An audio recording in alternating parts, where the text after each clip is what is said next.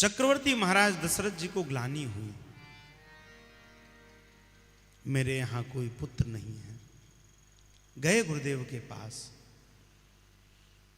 एक बार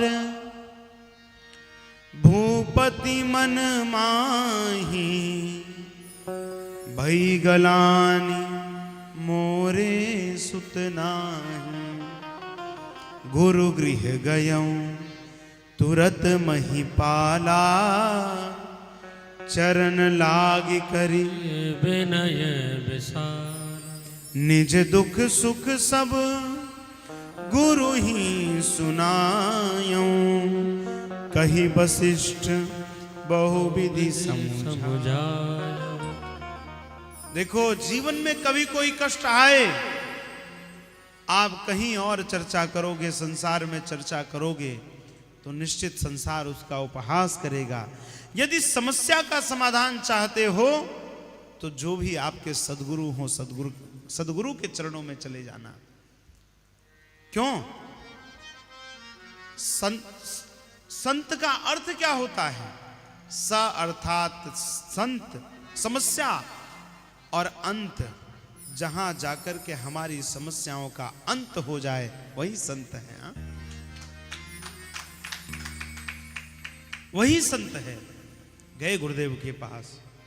गुरुदेव को कहा, गुरुदेव पुत्र नहीं है। गुरुदेव ने कहा, कोई बात नहीं, धरहु धीर हुई हैं सुतचारी, त्रिभुवन विदित भगत बयहारी। श्रृंगी ऋषि वशिष्ठ बुलावा, पुत्र काम शुभ यज्ञ करावा।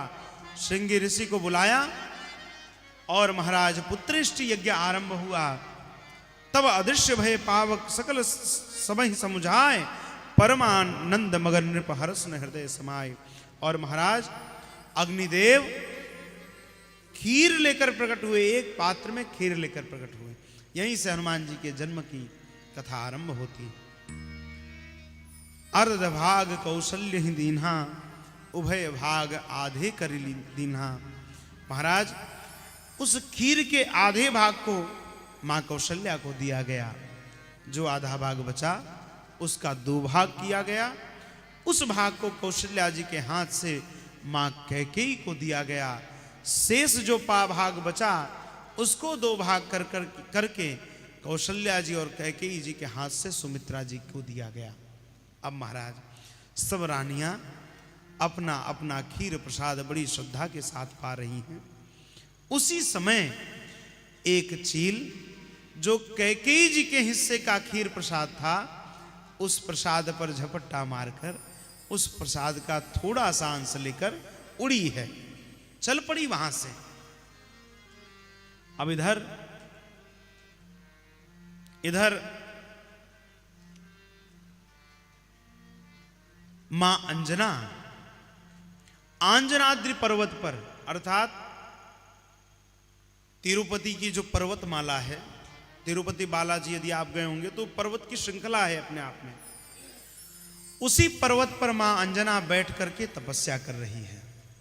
आहा, तपस्या कर रही हैं। और तपस्या करते हुए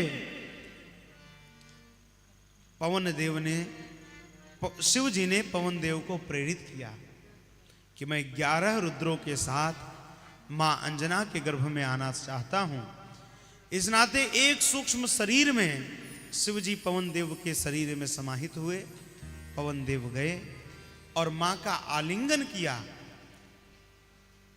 मां की चुनरी थोड़ा सा उड़ी, पवन देव के कारण मां को क्रोध आया। अंजना मां को, कौन हो?